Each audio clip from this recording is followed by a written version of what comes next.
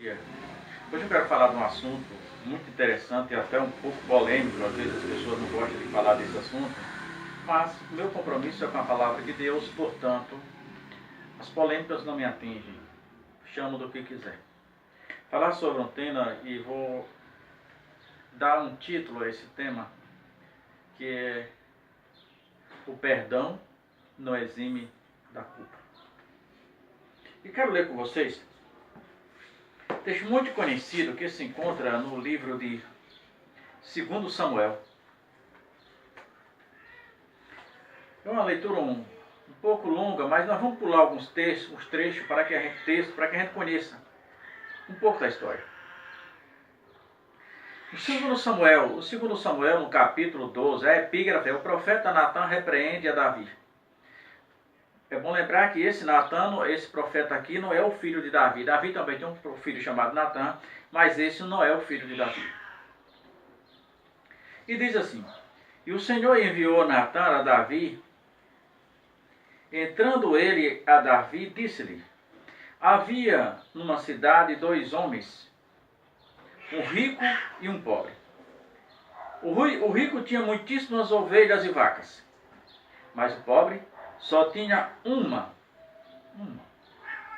uma coisa, senão uma pequena cordeira que comprara e criara, e ela havia crescido com ele e com seus filhos igualmente. E do seu bocado comia, e do seu corpo bebia, e dormia em seu regaço, e tinha como filha. E vindo um viajante ao homem rico, ele deixou este de tomar das suas ovelhas e das suas vacas, para guisar para o viajante que viera a ele, e tomou a cordeira do homem pobre e o preparou para o homem que viera a ele. Então o furor de Davi se acendeu em grande maneira contra aquele homem e disse a Natã: Viva o Senhor, que é digno de morte, o homem que fez isso. Pela cordeira tornará a dar quadruplicado, porquanto tal coisa é, portanto, o que não se compadeceu. E então disse Natã a Davi: Tu és este homem. E assim diz o Senhor, o Deus de Israel: Eu te ungi rei sobre Israel, eu te livrei das mãos de Saul, e te dei a casa do teu Senhor, e as mulheres do teu Senhor em teus seios, também te dei a casa de Israel e de Judá. Isto é pouco, mas, se isto é pouco, mas te acrescentaria tais coisas. Porque, pois, desprezaste a palavra do Senhor, fazendo mal diante dos seus olhos? A Urias, o heteu, feriste com a espada, e a sua mulher o tomaste por tua mulher? E a ele mataste com a espada dos filhos de Amon? Agora, pois, não se apartará jamais da tua casa, porquanto me desprezaste e tomaste a mulher de Urias, o heteu, para que seja por mulher. Assim diz o Senhor: Eis que suscitarei da tua mesma casa o mal sobre ti, e tomarei das tuas mulheres perante os teus olhos, e as darei ao teu próximo, o qual se deitará com as tuas mulheres perante o sol. Porque tu fizeste em oculta, mas eu farei este negócio perante todo Israel e perante o sol. E então disse Davi a Natã: Pequei contra o Senhor. E disse Natã a Davi: Também o Senhor te traspassou o seu pecado e não morrerás. Todavia, porquanto com este feito deste lugar sobremaneira que os inimigos do Senhor blasfemassem, também dos filhos blasfemassem, também o filho que te nasceu certamente morrerá. Vamos parar por aqui. Estamos falando que o perdão não exime da culpa.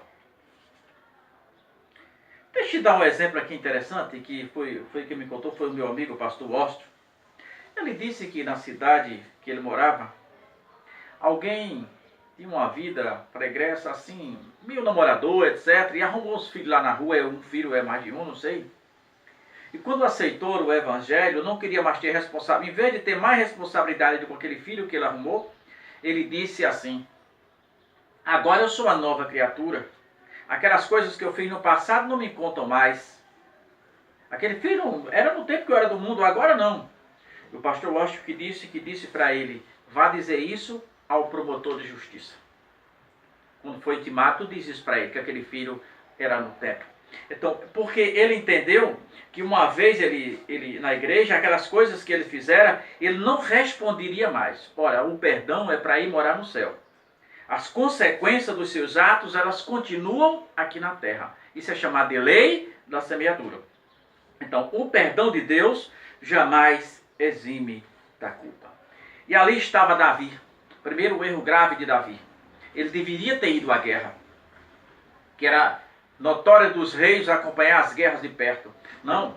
Enquanto os filhos de Israel estavam na guerra contra os filhos de Amon, Davi estava se deleitando no palácio, curioso, ocioso. E lá ele vê a mulher de Urias, mulher bonita, famosa. Ele não quer nem saber, pergunta de quem é, diz que é a mulher do seu servo, ele manda trazer aquela mulher. E a tomou para si como mulher e engravidou a mulher. E a mulher manda dizer a Davi que está grávida. E Davi, maliciosamente, malignamente, que foi uma ação maligna, Davi planejou enganar o seu servo. Ele disse: eu vou mandar atrás, digo a Joabe, que mande Urias vir, eu encho ele de cachaça, ele vai para a casa dele, lá dorme com a esposa dele, e ele vai pensar que o filho é dele. Essa foi a visão de Davi. E Davi pega, manda chamar, envia a Joabe que mande trazer o seu servo, que mande Urias vir. E assim ele fez. Ele embriagou Urias e mandou que Urias fosse para casa e mandou espias malignamente vigiar Urias. Mas Urias era mais justo do que ele. Urias, ao chegar em casa, nem entrou. Disse: como entrarei para dormir com a minha mulher em paz, se os meus companheiros estão numa guerra, estão morrendo numa guerra? Eu não farei isso. E dormiu na porta e nem em casa entrou. E aqueles mensageiros de Davi voltaram e disseram a Davi: ora Davi, Urias não entrou em casa não. E agora, que situação? E Davi, Satanás entra no coração de Davi, Davi planeja matar aquela pessoa traiçoeiramente. Davi pega uma carta, faz uma carta e sela aquela carta e manda entregar ao portador. E vai pelo portador mesmo, o próprio Urias leva aquela carta. A carta era uma sentença de morte e o pobre do rapaz não sabia que levava a sua sentença de morte.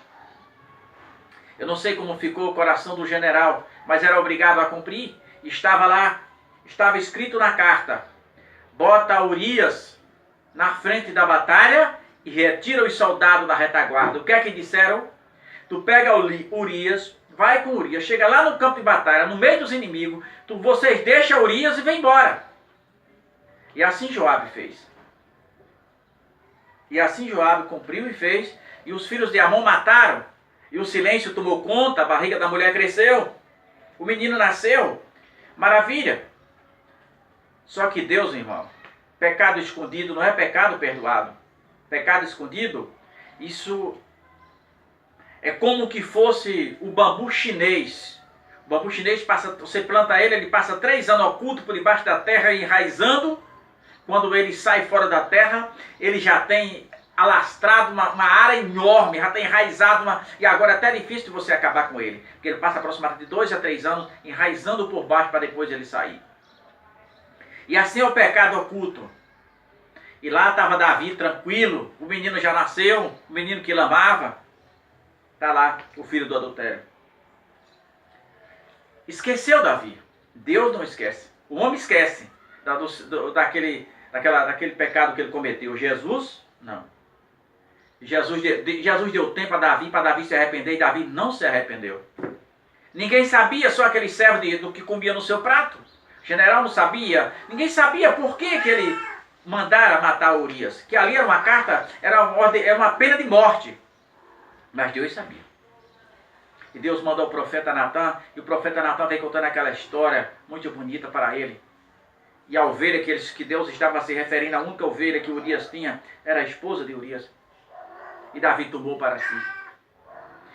E Davi não sabia, dizendo, esse homem é digno de morte. E Natan não perde tempo, diz, este homem é você. Mas o seu pecado foi tão grande, que traspassou diante de Deus. Deus não vai te matar. Mas sabe, Davi, Deus disse, olha Davi, tu sabe aquele pecado que tu fez oculto com chave seu lá do palácio que ninguém via? Que estuprou aquela mulher, pegou aquela mulher a pulso, porque é assim que os reis faziam. E ainda matou o marido dela para ficar com ela. Sabe, Davi, o que tu fez, Davi? Perdoar eu vou te perdoar, mas tu vai pagar detalhes por detalhes. As consequências na tua casa serão feitas. Eu vou começar, Deus disse a Davi, olha Davi, eu vou começar matando o filho do adultério, aquele que você ama. Eu vou começar, Davi, matando ele. Aí você vai ler isso em 2 Samuel. O capítulo é o 12, o versículo é o 12 a seguir, disse. E então Davi disse a Natã, pequei contra o Senhor. E disse Natã a Davi, também o Senhor traspassou o seu pecado e não morrerás. Todavia, porquanto com efeito deste lugar sobremaneira, que os inimigos do Senhor zombassem, também, o filho que nasceu certamente morrerá. E Deus começou. A consequência do pecado de Davi, nós vamos dar uma passeada agora. Foi desastroso. Davi teve um reino aparente paz perante as nações. Mas Davi foi uma desgraça na sua casa. Davi foi a pior desgraça que pode acontecer na vida de uma família. Aconteceu na vida de Davi. Consequência do pecado de Davi com a mulher de Urias. O que aconteceu? Se você observar, em 2 Samuel, no capítulo 13, o seu filho, Anon, se apaixona e estupra, orientado por um primo, a própria irmã, a filha por parte de pai e mãe de Absalão. Irmão de Absalão por parte de pai e mãe. Olha a consequência do pecado de Davi. A consequência agora, o filho dele estupra a própria irmã. Um dia uma pessoa disse assim para mim, Juraci, você não pode pregar isso na igreja. E eu disse, por que não posso? Eu só não posso pregar aquilo que a Bíblia não ensina. A Bíblia é verdadeira. A Bíblia não esconde quem pecou ou quem andou direito. A Bíblia conta a história. E lá ele se apaixona pela irmã e orientado pelo primo termina estuprando a própria irmã e abandonando ela. E Davi não tomou providência nenhuma. Davi também era um péssimo pai. Era um péssimo pai. Davi não serve como exemplo como pai. Davi não tomou nenhuma providência. Um tempo depois, o seu filho, o irmão que era filho de outra mulher, Absalão, que era irmã de Tamar por parte de pai e mãe, maquinou uma festa com todos os filhos do rei, porque tinha filho com várias mulheres, e lá o rei concordou que eles fossem. E lá Absalão, por raiva, porque o outro tinha estuprado a própria irmã por parte de pai e mãe, e o rei não tomava providência, Absalão ordenou seus servos e mataram Anon, porque tinha estuprado a sua própria irmã. Agora você já vai vendo a consequência daquilo que Davi fez que ninguém viu. O que ele fez com a mulher de Uria, já morreu o seu filho do adultério. Agora morrer, a filha seria estuprada. E agora um irmão, o Anon que estuprou, foi morto pelo outro irmão por ausência do pai. Mas não parou por aí as consequências do pecado de Davi. Não parou por aí. Absalão vai embora. E depois de muito tempo, ele, através de Joabe, ele consegue ele consegue pedir ao pai que permitisse que ele retornasse ao rei. Mas Davi também não era um bom perdoador. Davi disse que ele poderia vir para o reino desde quando ele não pudesse vê-lo. Então Davi não queria ver mais Absalão na sua frente. E Absalão foi astuto, foi o mais belo homem de Israel.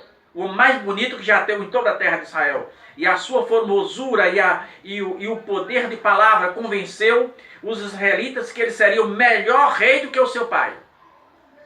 Portanto, usurpou tomar o trono de Davi. Mas era consequência do pecado de Davi. Desse processo, Davi foge.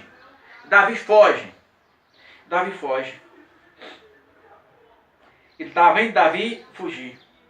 E aí você vai encontrar, para se cumprir a Bíblia, que Deus disse a Davi: olha, Davi, sabe aquilo que você fez à oculta, aquilo que você fez para que ninguém visse, aquilo que você fez tramado malignamente, Davi. Eu vou fazer na sua casa, vou pegar alguém da sua casa, vou fazer para que todo mundo veja. Aí está bem. Os servos de Absalão está segundo Samuel 16, o versículo 21 a seguir, mostra que os servos de Absalão, filho de Davi, orientaram Absalão e ele seguiu que eles fizessem sexo com as mulheres, as concubinas do próprio pai, as mulheres do próprio pai. E ali Absalão fez perante todo Israel.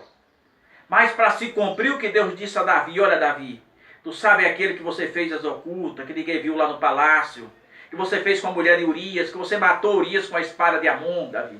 Pois eu vou fazer para que todo mundo veja. E ali aconteceu, por causa do pecado de Amon, ou do pecado de Davi. Agora Absalão, seu filho, estupra suas próprias concubinas perante todo Israel, para se cumprir a palavra de Deus.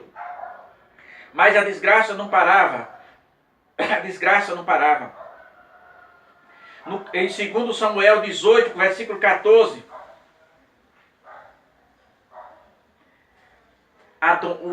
Absalão na perseguição com o pai, na briga do exército, ele vai passando. Ele era um homem que tinha um cabelo tão grande que cortava todo ano por causa do peso do cabelo dele. Ele vem numa mula correndo na guerra e passa debaixo de um carvalho, o cabelo muito grande, uma gaia do carvalho prende ele e ele fica pendurado pelos cabelos. E alguém deu ordem, avisaram ao general de Davi, a Joabe, que Absalão estaria preso. E Joabe fez uma oferta a alguém, a um dos seus servos, para que o matasse. Mas Davi tinha dado ordem que não matasse Absalão. Que queria o filho dele vivo, não matasse de hipótese nenhuma. Mas Joabe, indignado, já que os servos ele mesmo foi e o matou. Agora você tinha o filho do adultério morto pequeno, uma filha estuprada por Anon. Anon morto por Absalão porque estuprou a própria irmã. E agora Joabe, Absalão estupra as próprias mulheres do pai. E Joabe mata Absalão.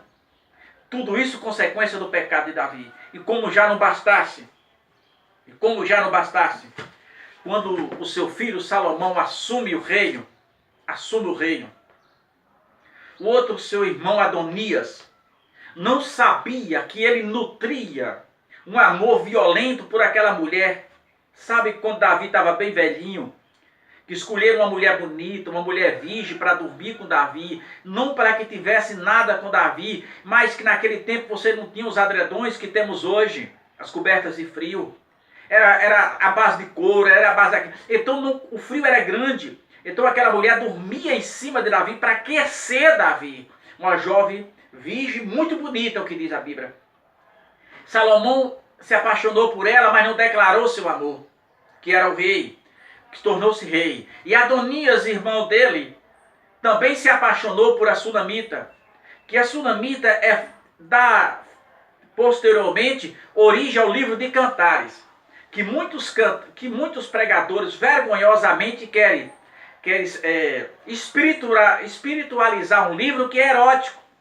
O livro de Cantares que está na Bíblia é um livro erótico. Salomão está falando desta mulher e não da igreja, como muitos pregadores querem botar, mas para com isso. Para com isso, deixa de ensinar errado o povo. Então o livro de Cantares é com base nessa mulher. O que é que ocorre? Quando Salomão assume, o irmão Adonias vai até a mãe dele, Betsaba, e pede para que ela peça a Sunamita em casamento. Só que ele não sabia que Salomão também era apaixonado por ela. Quando a mãe de Salomão fala isso a Salomão, Salomão perdeu o controle e disse, porventura ele não vai pedir o reino? Imediatamente mandou matar o outro irmão.